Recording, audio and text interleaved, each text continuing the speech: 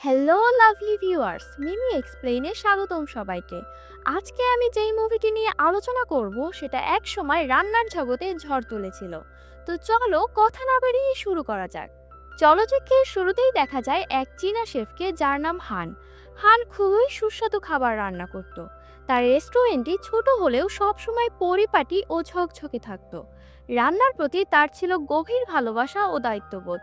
তবে এত কিছুর পরেও তার জীবনে ছোটবেলায় এক দুঃখজনক ঘটনা ঘটেছিল। সে তখন ঠিকমতো নুডলসটাও রান্না করতে পারত না। তাই দেখে তার বাবা তাকে অনেক অপমান করে আর ছোটবেলায় তাকে একজন শেফের কাছে রেখে যায়, যেন সে রান্না শিখতে পারে। হান সব সময় স্বপ্ন দেখত একদিন সে এক মহান শেফ হবে, যা সে ছোটবেলায় অর্জন করতে পারেনি। বড় হয়ে তা অর্জনের জন্য ছিল তার অদম্য চেষ্টা। হানের বাবা ছিলেন একজন বিখ্যাত শেফ এবং বর্তমানে মাস্টার শেফ হিসেবে পরিচিত। কিন্তু হান তাকে ঘৃণা করত, কারণ সে শৈশবে বাবার সান্নিধ্য পায়নি। যদিও মাঝে মাঝে বাবাকে মিস করত, কিন্তু সেটা তার বাবা কখনো জানতেন না। অন্যদিকে হানের বাবা খুশি ছিলেন এই ভেবে যে কেউ জানে না তার একটি ছেলে আছে, এবং সে সেটা মিডিয়াকে বলে বেড়াতো। এই ব্যাপারটি হানের মনে আরো দুঃখ সৃষ্টি করত। অপরদিকে আমাদের পরিচয় হয় আরেক তরুণ প্রতিভাবান ও আকর্ষণীয় শেফ পলের সাথে। পল ফ্রান্সের ধনী পরিবারগুলোর জন্য রান্না করত। তার স্বপ্ন ছিল নিজের দেশে ফিরে একটি রেস্টুরেন্ট তৈরি করা, তার বাবার সম্মানে।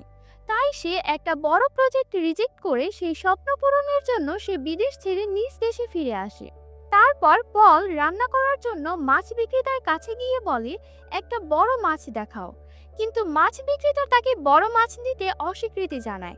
তখন আমাদের হানও সেখানে আসে এবং মাছ চাইলে দোকানি বড় মাছটা দেয়, কারণ হান ছিল তার পুরনো কাস্টমার। এটা দেখে পল রেগে যায় এবং যা হবার তাই ঘটে। তারা তর্ক করতে শুরু করে। অবশেষে দুজনের রাগ দেখে মাছ বিক্রেতা মাছটি দুই ভাগে ভাগ করে দেয়, যাতে কোনো ঝগড়া না হয়। এর পরের দৃশ্যে দেখা যায় পল নতুন রেস্টুরেন্ট খোলে, যার আজ উদ্বোধন। রেস্টুরেন্টটি সুন্দর, স্টাইলিশ, পরিষ্কার পরিচ্ছন্ন ও আধুনিক সাজে সজ্জিত। তবে রেস্টুরেন্টটি হানের রেস্টুরেন্টের ঠিক বিপরীত দিকে। হানের বন্ধুরা চিন্তিত হয়ে পড়ে, কারণ এই নতুন রেস্টুরেন্ট গ্রাহকদের দৃষ্টি আকর্ষণ করবে। এবং ঠিক সেটাই ঘটে। সব গ্রাহক নতুন রেস্টুরেন্টে চলে যায় খাবারের স্বাদ যাচাই করতে। তখন হানের বন্ধুরা একটি ডিসকাউন্ট অফার দিয়ে সবাইকে ডাকে। এতে কিছু গ্রাহক আবার ফিরে আসে হানের রেস্টুরেন্টে। এই দেখে পলের এক বন্ধু রেগে গিয়ে হানের সঙ্গে ঝগড়া শুরু করে। সে বলে, তোমাদের সমস্যা কি? আমাদের সাফল্য তোমরা সহ্য করতে পারো না? দুই পক্ষের সংঘর্ষে ঘটনা বড় হলে সমঝোতা করতে দুই পক্ষ সিদ্ধান্ত নেয় একটি রান্নার প্রতিযোগিতা হবে। এতে বোঝা যাবে কে বেশি দক্ষ। প্রথমে তারা অংশ নিতে রাজি না হলেও পরে তারা বুঝতে পারে তারা মাছ বাজারে একে অপরকে ছোট করেছিল, এবং তাই অবশেষে তারা রাজি হয়। প্রতিযোগিতার জন্য একটি বড় টেবিলে একটি বড় মাছ রাখা হয়। প্রথমে পল মাছ কাটে এবং দ্রুত সুন্দর করে কাটা ছাড়িয়ে ফেলে। সবাই তার দক্ষতায় মুগ্ধ হয়ে যায়। এরপর হানও খুবই নিখুঁতভাবে মাছ কাটে এবং চমৎকারভাবে মাছটা থেকে চামড়া আলগা করে ফেলে। এতে সবাই তার প্রশংসা করে।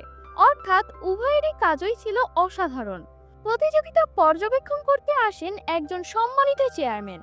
তিনি বলেন, আন্তর্জাতিক শেফ চ্যালেঞ্জ নামক একটি বড় প্রতিযোগিতা আসছে। আমি চাই তোমরা দুজনেই তাতে অংশগ্রহণ করো। এই প্রতিযোগিতায় অংশ নিলে তারা প্রমাণ করতে পারবে কে সত্যিকার অর্থেই সেরা। তার পরের দৃশ্যে দেখা যায় পল সোশ্যাল মিডিয়ায় বলে, আমি ফ্রান্সে রান্না করতাম, কিন্তু চীনে এসে দেখলাম এখানকার মানুষ এখনো প্রথাগত রান্না পদ্ধতিতেই বিশ্বাস রাখে। আসলে এই কথাটি সে পরোক্ষভাবে হানকে উদ্দেশ্য করেই বলে, এবং এটা শুনে হান আরও ক্ষিপ্ত হয়ে যায়। সবাই জানতো এই প্রতিযোগিতায় প্রথম রাউন্ডেই তারা একে অপরের মুখোমুখি হবে, আর সেই প্রতিযোগিতার চূড়ান্ত রাউন্ডে অংশ নিলে তারা মুখোমুখি হবে একজন মাস্টার শেফের, যিনি আর কেউ না, হানের বাবা। একদিন পলের এক বন্ধু হানের রেস্টুরেন্টে এসে আমন্ত্রণ জানায়।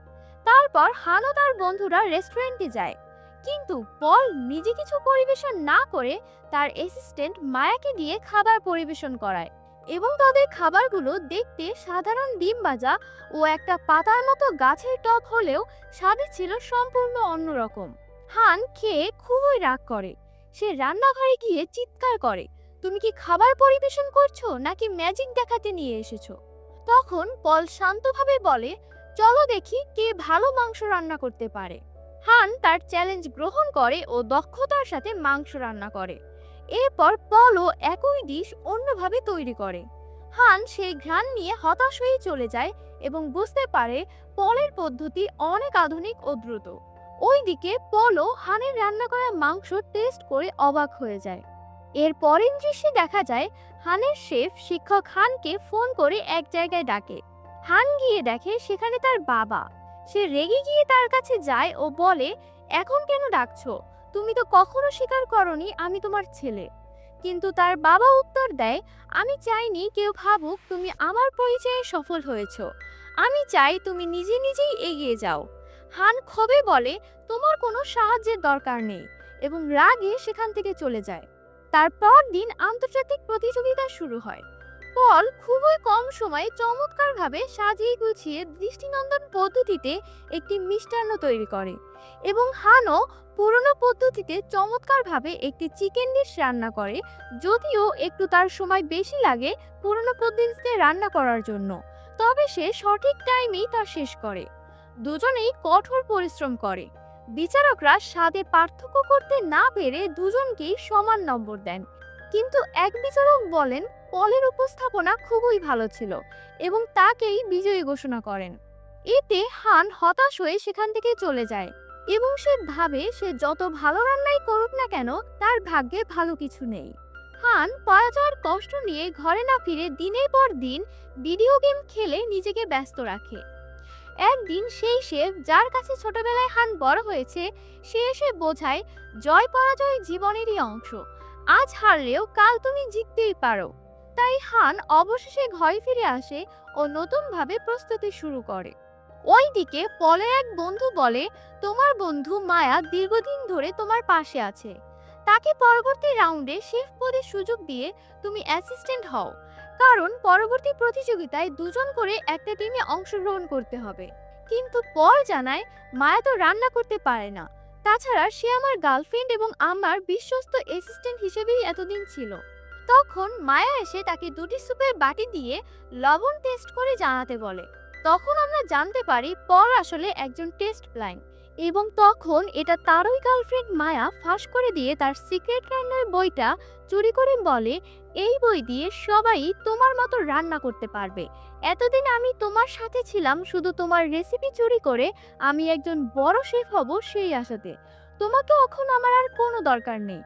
এগুলোতে পল খুবই মর্মাহত হয় ও রেস্টুরেন্ট থেকে বের হয়ে রাতে বাইরে বসে মদ খেতে থাকে। হান তাকে দেখে পাশে গিয়ে বসে বলে, তুমি তো জিতেছো, তাহলে আবার তোমার মন খারাপ কেন? পল বলে, হ্যাঁ জিতেছি, কিন্তু অনেক কিছু হারিয়েছি, এবং তখন সে মায়ার প্রতারণার কথা সবটা খুলে বলে। তারপর পল সামনে থাকা একটি পোস্টারের দিকে ইঙ্গিত করে বলে, ওই যে ছবিটা দেখছো তাকে আমি আইডল মানি, আমি একদিন তার মতো হতে চাই। তখন হান হেসে বলে, তুমি যাকে সম্মান করো সে আমার বাবা, কিন্তু তাকে আমি প্রচন্ড ঘৃণা করি, সে মোটেও কোমল হৃদয়ের মানুষ নয়। হান তাকে তখন তার শৈশবের সব কষ্টের কথা বলে। পল প্রথমে বিশ্বাস না করলেও পরে বুঝতে পারে হান সত্য বলছে। হান বলে, চলো ওখানে বোতল ছুঁড়ি, এবং তারা দুজন মজা করে করে বোতল ছুঁড়ে বন্ধুত্বের বন্ধনে আবদ্ধ হয়। তারপর পল ফিরে এসে দেখে তার বন্ধুরা রেস্টুরেন্টটা বিক্রি করছে। সে রেগে গিয়ে তখন ঘোষণা করে আন্তর্জাতিক প্রতিযোগিতায় তার সঙ্গী হবে হান। পলের এক বন্ধু হিংসায় বলে, তুমি ধ্বংস হয়ে যাবে। পল তাকে ধাক্কা দিয়ে তাড়িয়ে দেয়। এরপর হানের শেফ অভিভাবক এসে বলে, তুমি কি সত্যিই হানকে সঙ্গী করবে? পল বলে, হ্যাঁ, কারণ সে যোগ্য। তারপর তারা দুই বন্ধু প্রস্তুতি শুরু করে। পল হানকে আধুনিক রান্না শেখায় আর হান তাকে শেখায় ঐতিহ্যগত পদ্ধতি। হান বলে, তোমার স্বাদের অনুভূতি যদি না থাকে আমি তোমাকে সাহায্য করব। তারপর তারা একসঙ্গে গান গায়, নাচে, মজা করে ও রান্না করে, এবং তাদের মধ্যে আরো গভীর বন্ধুত্ব তৈরি হয়। এরপর দ্বিতীয় আন্তর্জাতিক প্রতিযোগিতা শুরু হলে তারা দুজন মিলে এক চমৎকার পদ্ধতিতে নিখুঁতভাবে মিষ্টান্ন তৈরি করে। সেখানে তাদের মেকিং পদ্ধতিগুলো ছিল নজর কাড়া, যেগুলো বিভিন্ন রিলসে অবশ্যই তোমরা ইতিমধ্যে দেখেছো। সেখানে দেশ বিদেশের বিভিন্ন প্রতিযোগী সহ মায়াও ছিল। বিচারকরা বলেন এমন স্বাদ আগে কখনো পায়নি। এরপর তৃতীয় আন্তর্জাতিক প্রতিযোগিতায় যে কোনো একজনকে অংশগ্রহণ করতে হবে, যার প্রতিদ্বন্দ্বী হবেন চায়নার বিখ্যাত শেফ হানের বাবা। পল হানকে বলে তুমি যাও, তুমি পারবে। হান বলে তুমি আধুনিক রান্না জানো, তুমি যাও। পল বলে আমি আমার বাবার স্বপ্ন পূরণ করেছি, এবার তুমি যাও তোমার বাবার স্বপ্ন পূরণ করো। অবশেষে হান রাজি হয়। প্রতিযোগিতা শুরু হয়। হান রান্না শুরু করার আগে অতীতে ডুবে যায়, যখন তার বাবা তাকে ছেড়ে গিয়েছিলেন। ঠিক তখন আবার তার বাবা এসে তার মুখে পানি ছিটিয়ে দেয় ও বলে রান্না শুরু করো। তারপর হান রান্না শুরু করে। হানের বাবা তার অসাধারণ টেকনিক ব্যবহার করে বিচিত্র প্রক্রিয়ায় তৈরি করেন এক আগুনের ফুলের মতো মিষ্টান্ন, যা খেয়ে বিচারকরা মুগ্ধ হয়ে যান। কিন্তু হান বিচারকদের পাত্তা না দিয়ে তখন একটি নুডলসের বাটি নিয়ে তার বাবার কাছে যায় এবং তাকে খাওয়ার জন্য অনুরোধ করে। তার বাবা এক চামচ খেয়ে থমকে যায়। এই সেই নুডলস যা একদিন রান্না করতে না পারার জন্য হানকে তিনি বকেছিলেন। এখন তা এত ভালো হয়েছে যে তিনি নিজেকে থামাতে পারেন না। তিনি খেতে খেতে আবেগে আপ্লুত হয়ে পড়েন। আসলে তিনি এত ভালো খাবার আগে কখনো খাননি। তারপর হান চলে যায়। দর্শকরা বুঝে যায় তারা আসলে বাবা ছেলে, তাদের নাম এক, আচরণ এক। অবশেষে এভাবেই হান তার স্বপ্নকে পূরণ করে। শেষ দৃশ্যে দেখা যায় হান এবং পল একসঙ্গে সেই রেস্টুরেন্টটি চালাচ্ছে এবং এটা চায়নার বিখ্যাত রেস্টুরেন্টে পরিণত হয়। আর এভাবেই এই সিনেমাটি শেষ হয়ে যায়। আসলে রান্না শুধু স্বাদ নয়, এটি সম্পর্ক, স্বপ্ন আর আত্মসম্মানের গল্প। তো তোমার হাতের বেস্ট রান্না কোনটি কমেন্টে জানাতে ভুলো না, আর অবশ্যই সাবস্ক্রাইব করে রেখো।